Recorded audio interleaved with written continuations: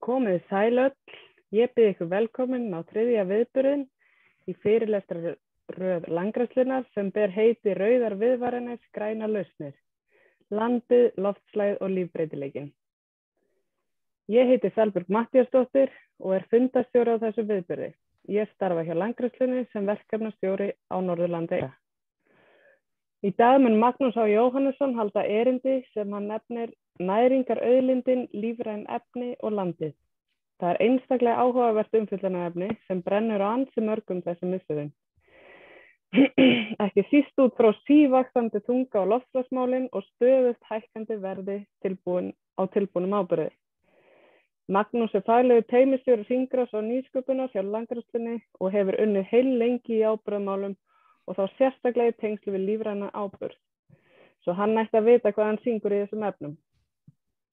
Í lok erindisins verður svo tími fyrir spurningar til klukkan 4 og vil biðja ykkur að skrifa þær spurningar sem þið hafið þar sem stendur Q&A. Viðburðinum lýkur svo ekki seinna en klukkan 4. En þá er okkur ekkert að vanbúnaði og gef ég þér hér með orðið Magnús. Gjörðu svo vel. Takk fyrir það Salbjörg og komið út sæl og blessuð. Það er mér heiður og ánægja að fá að tala uppáhaldið við ykkur, lífrænan áburð. Þið ég ætla nú ekki að skilgreina hann sérstaklega ef þið munið alveg átt ykkur á því svona næstu mínútum hvað ég er að tala um.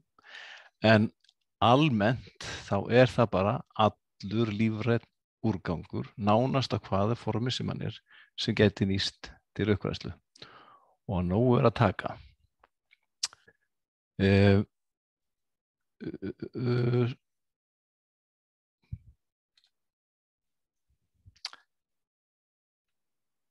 Já, mig langar svona aðeins að koma ykkur í smá stuð því að langar svolítið að sýna ykkur bara nokkra myndir og að uppgræðslu með lífrænum áburði.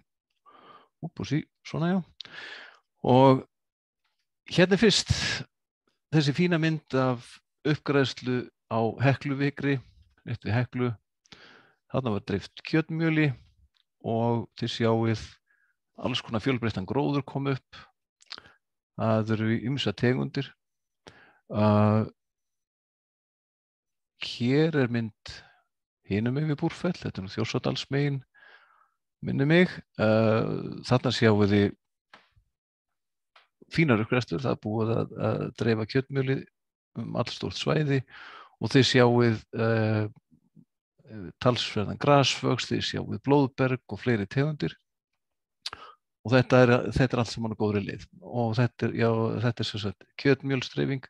Síðan höfum við alls konar dæmi önnur verkefni. Hér er við niður á Landeyjasandi, búið að dreifa mikið og sauðatað og hálmskít í mjög miklu magni.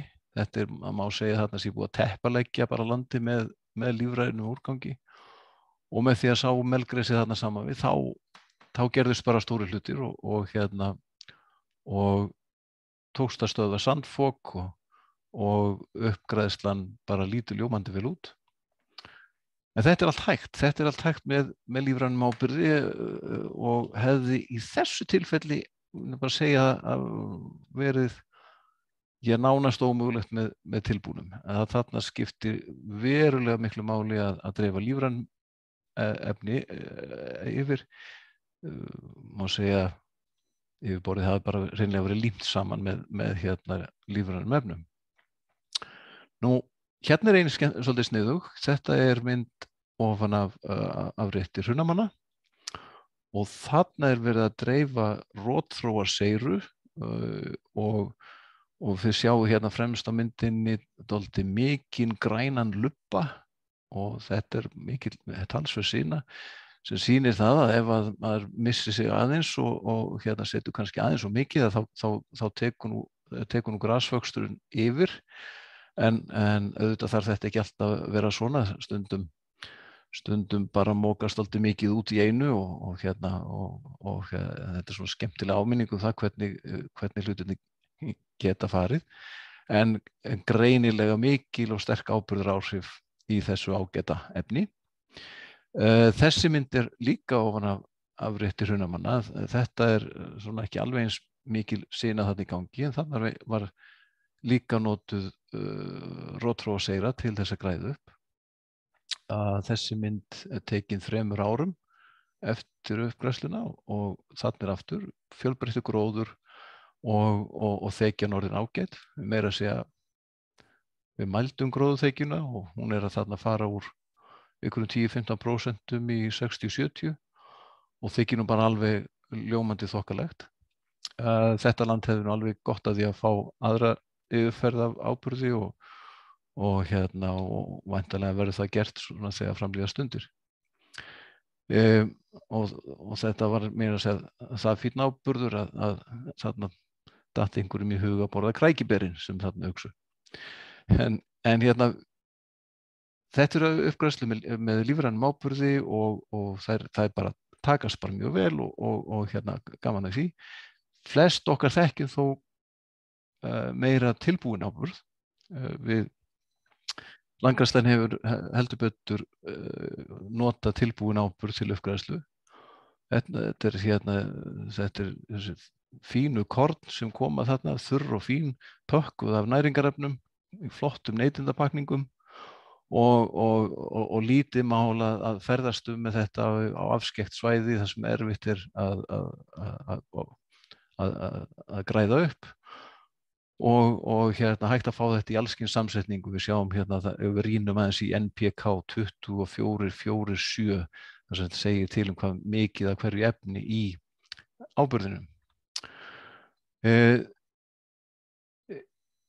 Svona bara til þess að sýna ykkur svona svolítið umfangið á áburðarnotkun okkar, og þegar ég segi okkar þá er ég náttúrulega við landgræðsluna, en þessi mynd sýnir aðeins meira en það. Þetta sýnir sem notkun tilbúins áburðar í verkefnum landgræðslunar og samstarfsverkefna, og það eru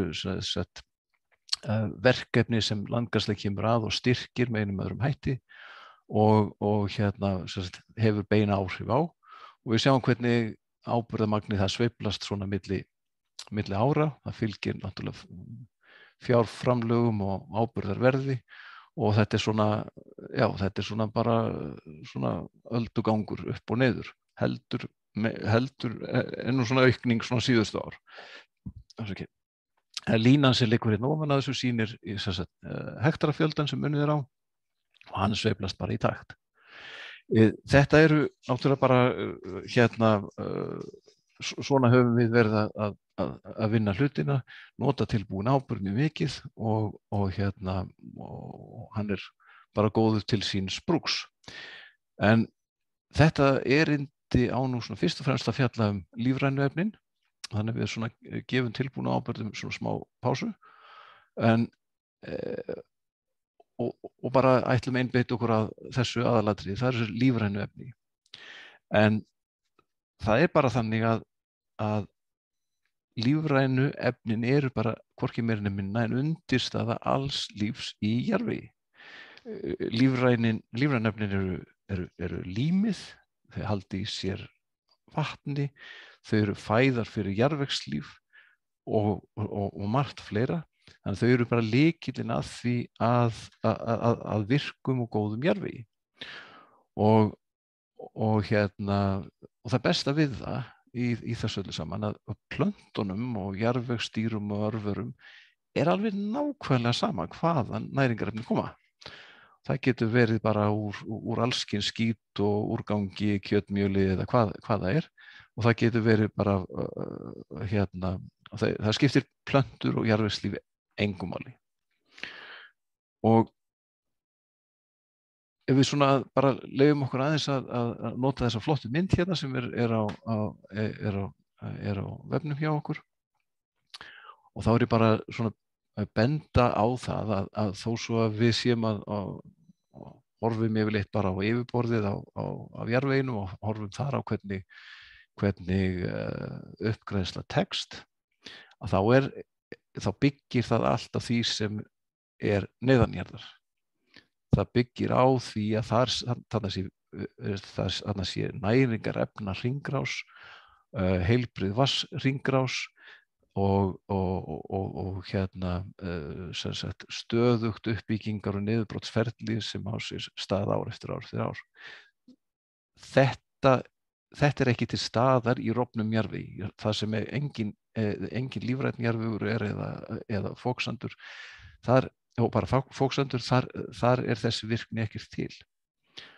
Og það bara okkar hlutverk, og það markmið allra endurheimtar aðgerða, það að lífga við jarðveginn, það að koma hlutunum í gang, á virknina upp. Það náttúrulega búið að rannsaka áhrif af lífrænum efnum og jarðveg hér á landi og svo auðvitað allan heim. Og ég ætla svo sem ekkert að ræða þeim mjög mikið, en til dæmis þetta sérst tiltölulega ný grein, samantekta grein sem listar hér upp mismunandi áhrif af lífrænum efnum á jarðveg, og það á kolefni, loftun jarðvegs, örveruvirkni, dregur úr afrennsli, minnkar rof, eykur jarðvegsraka og svo framvegis. Þannig það bara já, það hljóma svolítið lygilega. Það bara allt gott við lífræn efni í jarðvegi, en það bara þannig. Þannig að það alveg hægt að bara svolítið afgreiða það að lífræn efni, lífræn áburður hefur bara góð áhrif og gróður hefur góð áhrif á jarðveg. Það engum blöðum það að fletta. Og svo það besta við að það talsvert framboð af lífrænum efnum. Það lífræn efni úrgangi frá hefðbundum búskap, frá fuglabúum, svínabúum og fiskeldi, seyra sem framleitt af sveitarfélögum, og síðan það molta, og það kjötmjöl, og það fleira og fleira. Þannig að framboðið mikið. Og það skemmtilegasta við þetta allt saman að öll þessi efni, að í þessu öllum þessum efni öll næringarefni sem plöntur þarfnast. Hvert eitt og einasta, það engin undantekning. Og það svona besta við að þetta nákvæmlega sömu efnin og við flytjum inn sem tilbúin áburð. Og við skulum aðeins kíkja á það svona á eftir. Þið takið eftir kannski að ég nota dálítið myndir af fallegu grænmeti. Þetta svona grænmetis úrkast. Það bara miklu fallegra myndefni heldur en margt annað sem mann geti dottið í huga að birta myndir af. En þetta er greinilega óunnin úrgangur, en ég ekki að mæla reynda með því að við ætlum að dreifa úr gúrkum og sveppum til uppgræðslu, en það má moltu gera þetta og nýta. Jæja, hann kemur gúrkumynd. Jæja, en af hverju einhver meiri áhersla á lífrænu efni núna heldur en áður? Hvað það? Það ekkert nýtt hjá landgræðslunni eða þeim sem stunda landgræðslu eða akuryrkju eða hvað mikilvægi þess að nýta lífræn efni og að lífræn efni séu holl fyrir jarðveg. Það ekkert nýtt, en það má segja að ytri aðstæður eru sífellt að breytast, og þær svolítið að breytast lífrænum efnum í hag. Lagaumhverfið að breytast. Það að breytast mjög hratt. Það verður til dæmis bannað að urða lífrænan úrgang næstu áramót. Það dálítið stórt. Lagaumhverfið að breytast. Við tölum mikið hringrásar hagkerfi þessa dagana, sem þýðir einfaldlega það við erum að finna leiðir til að minnka úrgang sem frá okkur kemur, og sá úrgangur sem verður til, við viljum endurnýta og koma í nýtingarfasa. Umhverfisvitund neytenda að breytast mjög hratt. Það hægt að tala við hvern sem loftslagsmál þessa dagana og krakka jafn fullorðna, og heldur betur endurvinnslu og endurnýtingu. Þannig og þetta hefur allt jákvæð áhrif á hérna á þessi mál. Nú, neytendur hafa áhrif á matvælafyrirtækin, fyrirtækin verða að standa sig betur í því hvernig þau hérna fara með framleiðsluna, hvernig þau framleiða, hvað þau gera við úrganginn, og svo náttúrulega þetta sem hefur búið að vera dálítið í fréttunum að hérna verð á tilbúnum áburði hefur rokið upp. Það er tvöfaldaðist, fyrir þá sem vissi ekki, þá tvöfaldaðist verð á tilbúnum áburði núna áramótin. Og það alveg slatti. Hvað ég var að segja? Ég var að segja að þetta sé tækifæri, heldur betur. Þetta er tækifæri fyrir ansi marga. Þetta eru vissulega tækifæri fyrir landgræðsluna og fyrir hérna þá sem í ræktun. Þetta er náttúrulega bullandi tækifæri fyrir landið. Við erum með hérna allt ytra umhverfi er að auðvelda okkur það að nota þessi efni betur og nota þau meira til uppgræðslu heldur en við höfum gert. Og spjöllum aðeins hérna meira það. Næringarefnin í lífræna áburðinum eru fjölmörg. Og þessi listi sem við erum að horfa núna, hann er sem sagt listi yfir efni sem við notuðum í tilraun sem við settum með fyrir nokkrum árum og létum efnagreina, og þarna er kjötmjöl og kjúklingaskítur og hænsna og kinda, molta, seyra og fleira. Og þeir sjáu svona þegar þeir rennið augunum yfir tölurnar að tölurnar er dálítið út um allt. Við horfum gjarnan á prósentu nitur svona þegar við erum að tala um áburð. Það er svona hérna annað mikilvægasta efnið. Fosfór er hitt mikilvæga efnið, sem sagt N og P, og prósentan í tilbúnum áburði af N sem við landgræðslan kaupir er 25%. Og hér er kjötmjöl með 9%. Og það er bara talsvert. Við kaupum talsvert kjötmjöli og notum til uppgræðslu. En það eru önnur efni eins og kjúklingaskítur og hænsnaskítur sem eru með svolítið nitur. Talsvert minna þó, en hérna en samt alveg talsvert. Og svo sjáum við þær önnur efni hérna sem prósentan alveg fer niður í ansi lágar tölur. Og þetta náttúrulega hangir með því að hérna til dæmis í svínaskít mjög mikið vatn, kúamykjunni líka. Og svo framvegis, þannig bara efnin eru misjöfn. Og við getum hafa það neitt flóknar en það. En þetta eru réttu efnin. Þannig að til þess að fá svona ákjósanlegt magn af nitri á land, þá þarf náttúrulega að bera talsvert miklu meira af seyru á landið heldur en til dæmis af kjötmjöli, segjum það. En það er bara allt í lagi. Eins og við sáum á myndinni þarna fyrr, að seyru uppgræðsla, hún bara skilaði bara hellingsvexti í gróðri. Og þannig þurfum við að hugsa þetta. Og þessi efni í lífræna áburðinum, þau eru reyndar aðeins á öðruvísi formi heldur en í tilbúnum. Maður svona velta því fyrir okkur að í tilbúnum áburði þá eru efnin þannig úr garði gerð að það losnar mjög hratt þau þegar þau borið á og það rignir ofan í, að þá losna næringarefnin mjög hratt og eru strax tilbúin til upptöku. Það er bara plönturnar geta tekið efninu upp bara nánast strax. En það sjáu þið það ef þið berið á með tilbúnum áburði að bletturinn ykkar grænkar bara á 2 vikum eða hvað það er. Það gerist ekki alveg eins hratt þegar við notum lífrænan áburð og rannsóknirnar okkar hafa sýnt það mjög skýrt að lífrænu efnin, þau eru bara lengur að skila sér og grasvöxtur til dæmis ekki að ná hámarki fyrir eftir segjum 2 ár. þegar grasvöxtur náði hámarki á fyrsta ári í tilbúnum áburði. Þannig þau eru, eðlið þeirra aðeins öðruvísi. En hvort sem að uppgræðsla verður græn og flott á fyrsta ári eða bara á öðru ári eða þriðja, það nú kannski ekki aðalatriði.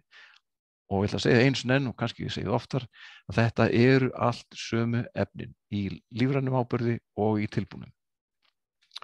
Og þá svolítið gaman að horfa á efnin aðeins svona, já, með öðrum glerugum úr annarri átt. Þetta svolítið sérstök mynd. Þið eru að horfa þarna á efri hlutanum myndinni, eruð að horfa á innflutning á tilbúnum áburði. Í neytendapakningum, flottir sekkir, þolir að rigna á þá, skemmist ekki neitt. Og við eigum alveg bestu tækni við að dreifa þessu með kastreifurum og þetta bara flott efni. En þarna erum við að flytja inn næringarefni með miklum tilþrifum, með miklum kostnaði, nákvæmlega sömu efni og við erum að flytja út á neðri myndinni. Og auðvitað reyndi ég að finna mynd sem sýndi þetta svona hressilega, því að þetta náttúrulega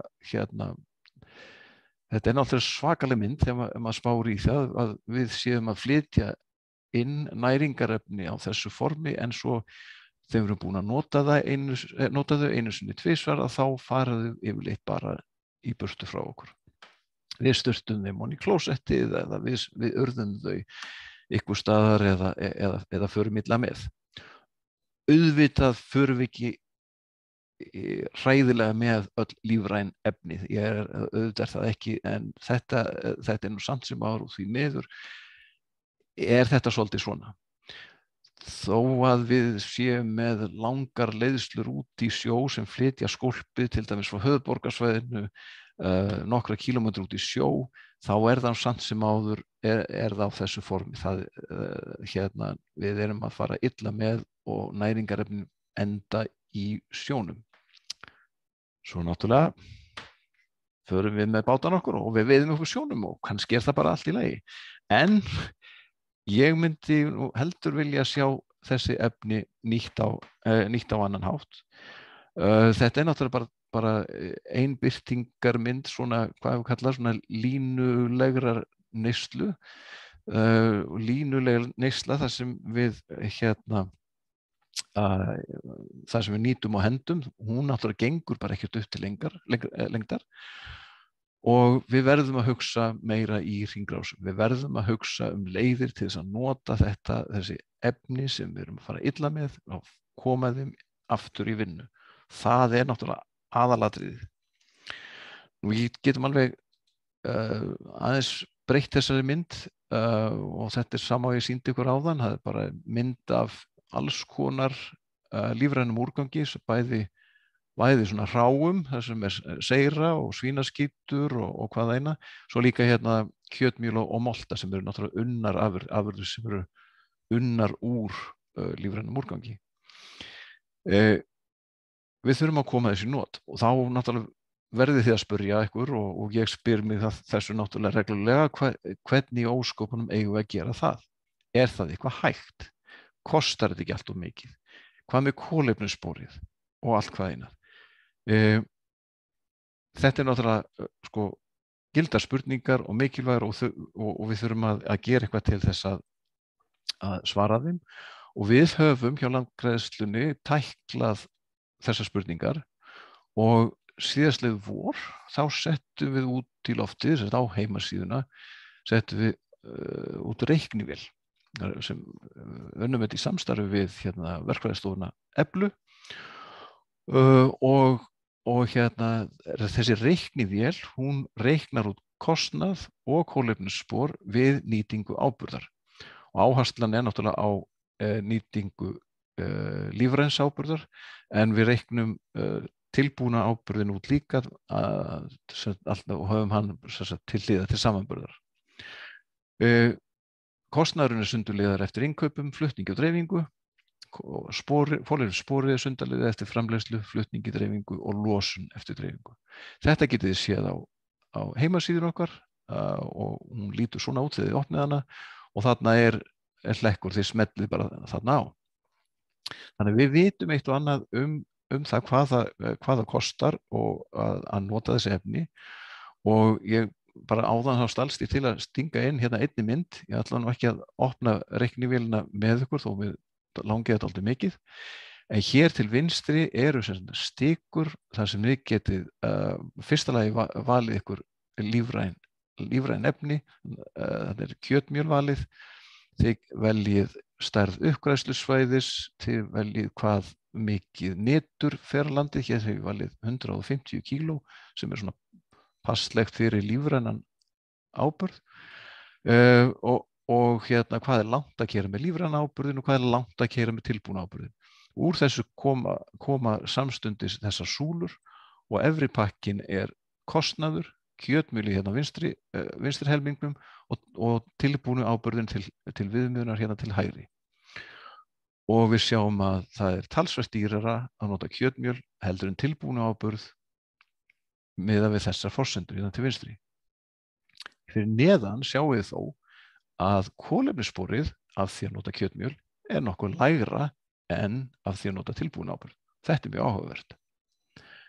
Nú, eins og ég nefndi áðan, þá hækkaði áburðaverð áramótin og þessar tölur eru frá því fyrra. Og hérna, þannig ég skaut inn hérna hvernig þetta erði nú með áburðaverði dagsins í dag og þá breytist þessi mynd dálítið mikið. Að bara með eins og hendi væri veifað, þá breytist þetta að kjötmjöli sem var svolítið dýrt í notkun, það er bara orðið ódýrara í notkun heldur en tilbúin áburður. Aftur miðað við forsendurnar sem við gefum okkur. En hvað við það?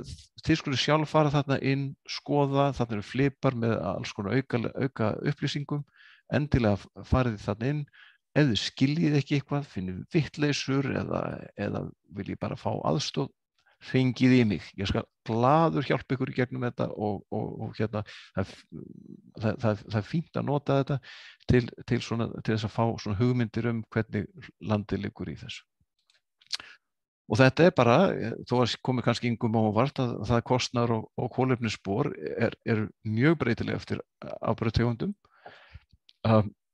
Flutningsvegalengdir, næringarefnainnihald, þurrefnishlutfall og hafa allt mikil áhrif á hagkvæmni.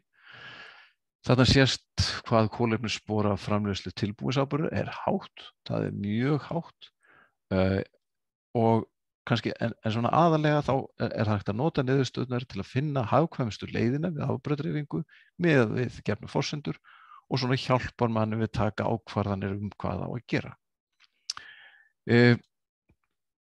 Ég ætla bara að segja það og halda því fram að hérna tæknimálin við að koma öllum þessum efnum á land, þau eru bara í góðum farvegi. Við þekkjum þessi tæki mjög vel. Ef að okkur myndi vanta haugsug eða skítadreifar á einhverjum uppgræðslusvæðum út allt land, þá eru þeir fáanlegir á öllum bæjum. Og þetta er bara einfalt. Það eru vörubílar og tankbílar til flutninga og haugsugur og skítadreifar til dreifingar. Og við sjáum hérna aftur mynd af hérna dreifaranum upp á Hrunamannahreppi. Hérna er hann að púðra hérna rótþróaseyrinu aftan úr sér. Sést kannski ekki alveg nógu vel á myndinni en þarna er það gert. Hérna er verið að fella seyru ofan í jarðveginn. Það er svona verið að sprauta henni svona ofan í rásir. Þetta var líka gert upp á Hrunamannahreppi. Og þá er bara spurningin, erum við að gera eitthvað? Er landgræðslin eða samfélagið, er menn að taka við sér, er menn að gera eitthvað? Og þá er bara, þá ætlum ég að nota enn eitt tækifæri til þess að benda á þetta flotta verkefni sem hérna er með flotta heimasíðu, seyra.is, við skulum öll fara á hana, en það er dæmi sveitarfélög sem hafa tekið sér saman og það að endur skipuleggja söfnun úr rotþróm sveitarfélagana. Þau safna því saman, fara með upp á flúðir þar sem seyran er kölkuð, hún er verkuð og svo er seyrunni dreift til uppgræðslu. Þetta eru Ásahreppur úr Rangárvallasýslunni eins og öll hin úr Árnessýslunni, Bláskógabyggð, Flóahreppur, Grímsnes og Grafningshreppur, Hrunamannahreppur og Skeið- og Gnúpverjahreppur. Þetta eru svona litlu sveitarfélögin og þetta er pínu áróður hérna. Nú langar mig að stóru sveitarfélögin taki þetta til fyrirmyndar og geri svipaða hluti. Þetta er alveg hægt, fyrst að lítil sveitarfélög gátu tekið sér saman með að gera svona flott verkefni, þá geta stærri sveitarfélög gert það. Og bara hérna, ég hvet ykkur eindrið til þess. Þessi mynd sýnir bara þjónustusvæði þessa verkefnis og þetta nær nú yfir talsvert stóran hluta af Suðurlandi. Litli pollurinn hérna uppi vinstri er Þingvallavatn, áttu ykkur ekki á því, en þetta er sem sagt stærðar þjónustusvæði. Og hitt verkefni sem ég þreytist seint á að tala um, að það tengist svona seyrumálum líka, og það fjallar um Svartvatn. Og hérna menn ruglast pínlítið þegar hérna fer að tala um Svartvatn, ég er búin að tala um seyru og fer að tala um Svartvatn. Svartvatn er í rauninni allir sá úrgangur sem fer ofan í klósettið og er sturtað niður. Það er Svartvatn. Það er aðskilið frá grávatni, en grávatn er það sem kemur úr sturtunum og þvottavélunum og vöskunum og slíku, svona, sem er ekki með eins mikið af lífrænu blanda saman við. Þannig að það er hægt að nálgast Svartvatn með því að hafa aðskilin kerfi í húsum. Og í stuttumáli gengur þetta Svartvatnsverkefni út á það að rekstraraðilar við Mývatn, þeir skipta út hefðbundnu klósettum fyrir vatnssparandi klósett, þessu svona vakúmklósett sem er eins og í flugvélunum, og byggja söfnunartanka. Svartvatninu er safnað í þessa tanka, Skútustaðahreppur kemur og safnar því saman, keyrir með það upp í Þró, upp á Hólasandi sem er bara í 15 km fjarlægð, og Landgræðslan sér um að dreifa því þar til uppgræðslu. Það þarf að hreinsa úr því úr þessu ólífrænt rusl sem alltaf ratar þetta niður, og svo þarf að blanda efnum saman við Svartvatni þannig að við reynum að drepa allt kveikt í þessum úrgangi, þannig að þetta verður nú uppfylli alla heilbrigðisstaðla. Svona verkefni taka náttúrulega aðeins á að búa til, og hér er með 2 myndir þar sem tengist sem sagt stjórnvöldum. Hér er við að kynna Svartvatnsverkefni fyrir fjármálaráðherra og næstu mynd þá sitjum við á ísilögðu Mývatni og erum að skrifa undir þennan samning Svartvatnið.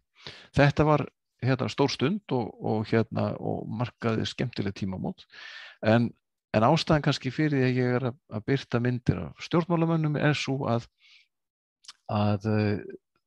það er alvöru áhugi hjá stjórnvöldum að gera betur, og auðvitað getum við rökrætt það hvort við ekki gera meira og gera öðruvísi, en það er talsvert í gangi. Og það til dæmis sýndi sig líka í stefnu umhverfis- og auðlindaráðherra í úrgangsmálum sem heitir Í átt að hringrásarhagkerfi, kom út í fyrra.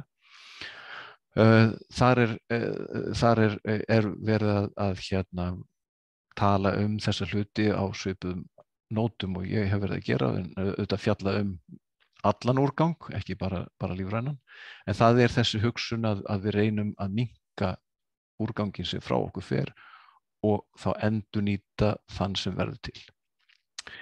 En svona aðeins að tjúna þetta niður og koma okkur niður á jörðina, þá ætlum ég að sýna ykkur flott súlurit. Þetta súlurit sýnir magn lífræns áburðar í verkefnum Landgræðslunnar og samstarfsverkefna frá 2009. Svipagraf og ég sýndi ykkur áðan tilbúna áburðinn, og hér sjáum við að á síðustu árum frá 2015 og 2021 þá bara orðin mjög markviss og ákveðin aukning á nýtingu lífrænna efna. Þeir sé að litirnir tákna bara mismunandi tegundir, molta, svínaskítur, seyra, sauðatað, kúamykja og ýmislegt. Þannig en aðalatrið það að aukningin mjög ákveðin og við ætlumst til þess að hún haldi áfram. Þetta að mestu leyti sjáum við að það landbótasjóður landgræðslunnar veitir styrki í ýmiss konar verkefni og þar höfum við verið að leggja áherslu á lífræn efnin og það svo sannarlega að skila sér hér eins og þið sjáum.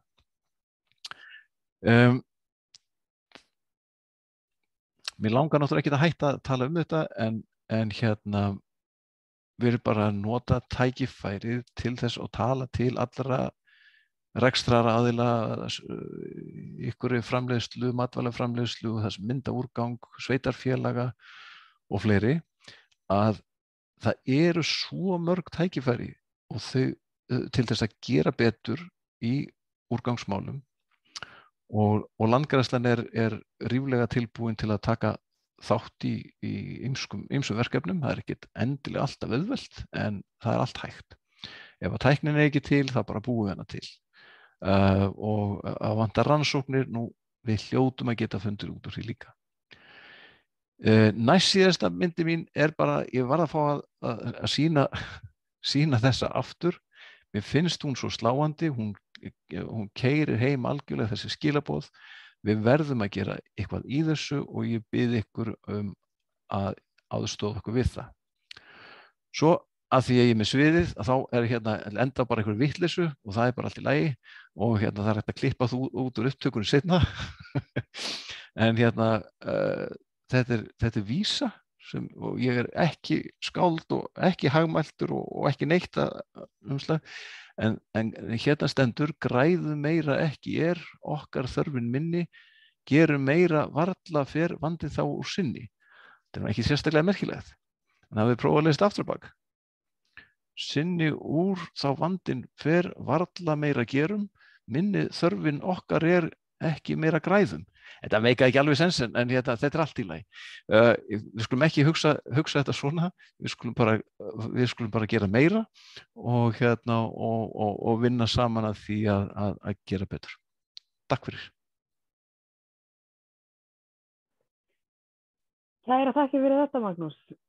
Það alltaf gaman að hlusta á þetta málefni hjá þér og sérstaklega að fá þetta svona í myndrænni framsetningu. Þú hefur alltaf verið mjög góður í því. Nú að gera setja inn þær spurningar sem þið eru með inn á Q&A og þær eru komnar allavega 3.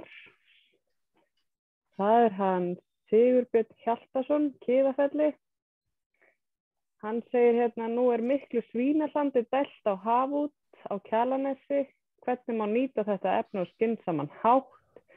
Sama á við seyrun á höfuðborgarsvæðinu. Væri hægt að banna þessa útdælingu? Já, þetta nú skemmtilegt. Í fyrstum svínalandið blaut hlutan frá svínaskítum sem náttúrulega bara líka mikið vatn notað í þessum rekstri. En það náttúrulega fullt af næringarefnum í því en alveg skelfilega dýrt að flytja vatn. Það eiginlega stóra vandamálið í öllu þessu. Það sem við erum með mikið vatnsblandaðan úrgang þá kostnaðarhliðin arfaslæm. Hins vegar ef að væri nú rétt við Kjalarnes væri nú rétt við hliðina á fínu uppgræðslusvæði þá væri kannski hægt að fóðra það að nýta en ég eiginlega bara lofa ykkur því að það stórar og mikla kostnaðartölu við það. Hvað varðar að nota seyruna sem fellur til frá höfuðborgarsvæðinu, þá þar náttúrulega gífurlega auðlind í formi næringarefna. Vandamálið þar að það eru blessuðu innviðirnir, að þeir eru engan veginn gerðir til þess að að hérna tækla þetta efni. Ég myndi nú alveg, þetta er dálítið áhugavert að segjum í nýju hverfi sem væri verið að byggja, þar myndi menn kannski hugsa eins og þau í Skútustaðahreppnum að væri sett vatnsparandi klósett í einhver hverfi og það væri gerð tilraun á því að hvernig hægt var að gera þetta svolítið stærri skala og þá safna svartvatninu og verka. Við þurfum ekki að finna upp tæknina. Það eru löndin í kringum okkur eru ljósárum á undan okkur í allri þessari vinnu og við þurfum bara við bara þurfum að slá á þráðinn og spyrja hvernig er best að gera. En ég held að Reykjavík sé ekki alveg tilbúin í það ennþá en mikið vildi ég að svo væri. Þá held ég að það liggi best við að fara í spurningunum Sunnu. Er til einhver góð tækni til að þurrka lífræn efni með miklu vatnsmagni án þess að þau missi næringarefni, svo að betra sé að flytja þau og vinna með? Þegar ég á erfitt með að svara einhverju, þá segist ég bara að vera líffræðingur og þá var það allt í lagi, þannig er það ekki lengra. Það er til alls kyns tækni við að þurrka lífrænan úrgang. Það er alveg á hreinu. Hættan er sú að maður tapi nitrinu og því að það nitri bara gufar upp. En eftir situr að það verður þá kannski ennþá meiri fósfor í hlutfallslega, meiri fósfor í því sem eftir verður.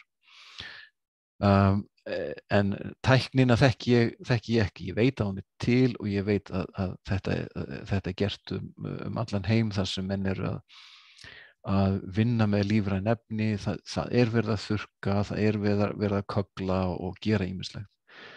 Þetta er kannski bara smá tækifæri til að koma einu að sem ég var að hugsa að allar þessar hátækni lausnir sem við heyrum af, margra þrepa skólphreinsunarstöðvar og það sem verið er að ná fosfórnum út úr skólpi. Þetta eru hlutir sem gerðir til dæmis í Evrópu, meginlandi Evrópu, þar sem löndin hafa mjög takmarkaða möguleika til þess að koma lífrænum efnum frá sér. Það verður að vinna þau mikið, það verður að gera eins mikið við þau og hægt er þannig að þau mengi sem minnst. Og þegar ég segi mengi þá er ekki endilega að það séu mengi með vondu efnunum, með þungmálmunum eða lyfjaleifum, það er ekki það sem ég er að tala um. Það eru að næringarefnaauðgun er stórt vandamál á meginlandinu sem þýðir ef að lífræn efni tapast út í umhverfi þá verður svokölluð ofauðgun, sérstaklega í vatni eða stöðuvötnum og myndast þörungablómi sem er bara ofvöxtur í þörungum. Þörungarnir drepast, þeir fara að rotna og það verður allt í einu súrefnissturð í vatninu. Þetta er svona slæm afleiðing af of miklum næringarefnum. Þetta er það sem Evrópubúar eru svolítið að eiga við, en þetta er ekki vandamál á Íslandi. Það er örugglega til svæði á Íslandi þar sem hefur verið farið illa með næringarefni eða lífrænan úrgang og það hefur orðið einhver ofauðgun en langt frá því að vera á þeim skala og við sjáum erlendis. Þannig að tækifærin fyrir okkur að nota efnin tiltölulega lítið meðhöndlað, þau eru svo stór. Við þurfum ekki alla þessa hátækni. Hátæknin er alveg til og það er rosalega skemmtileg og áhugaverð, en við í staðinn fyrir að þurrka þá þyrftum við kannski bara að keyra meira af blautu efni og bara dreifa því beint á landið. Eitthvað svoleiðis. Ég er svolítið að fabúlera en aðstæðurnar til þess að nota lífræn efni til góðra hluti eru allt önnur á Íslandi heldur en til dæmis í Evrópu.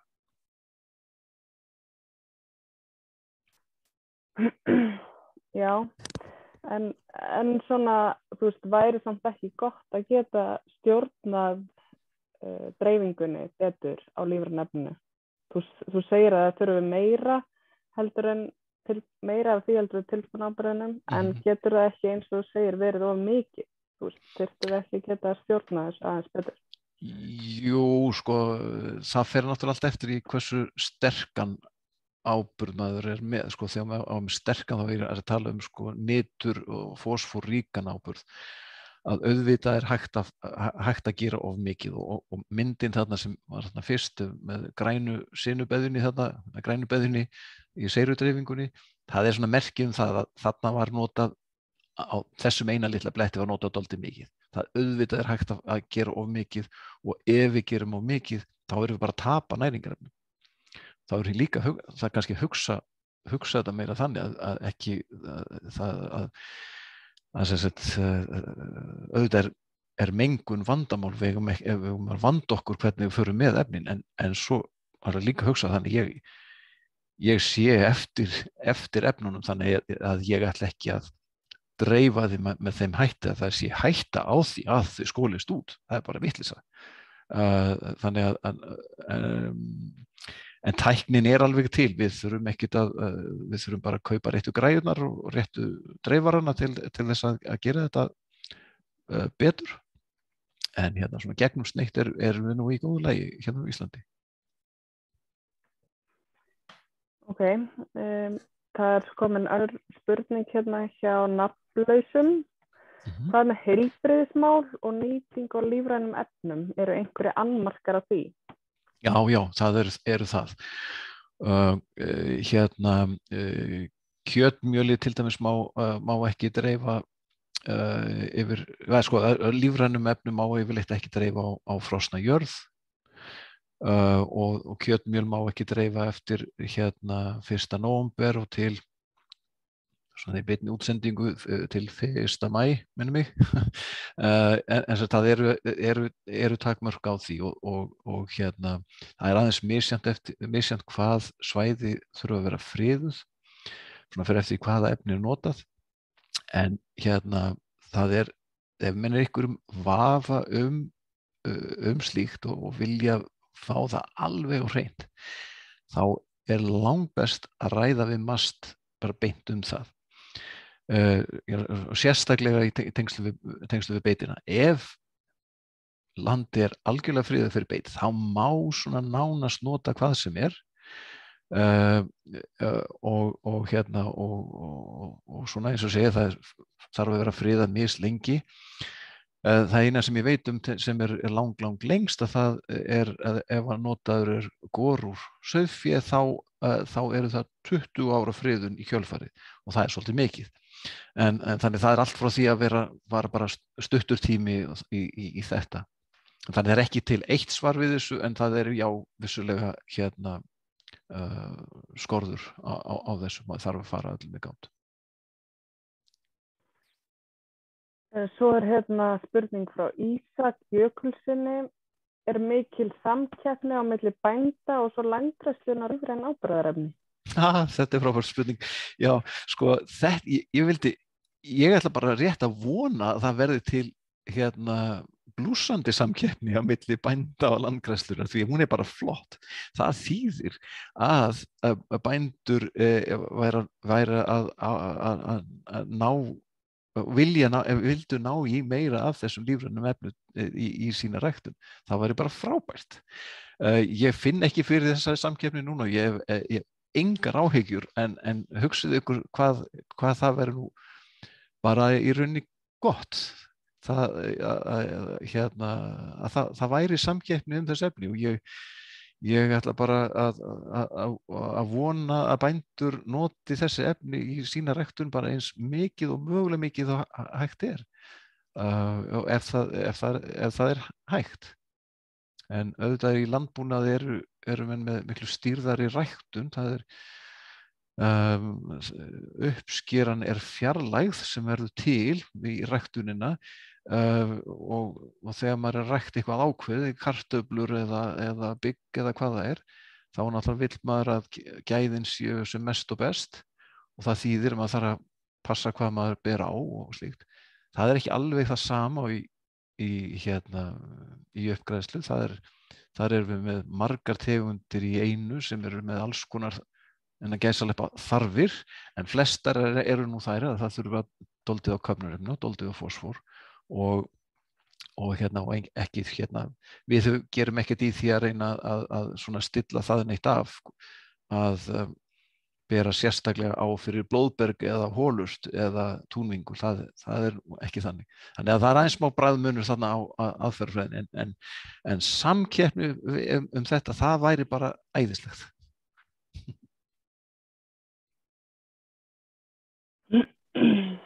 Já, hann skrifar hérna líka, ég keypti mér 100 tonna kjötmjöl í haust og dreifði á tún, sé fram á að spara mér tilbúin áburð 2/3 miðað við venjulegt ár.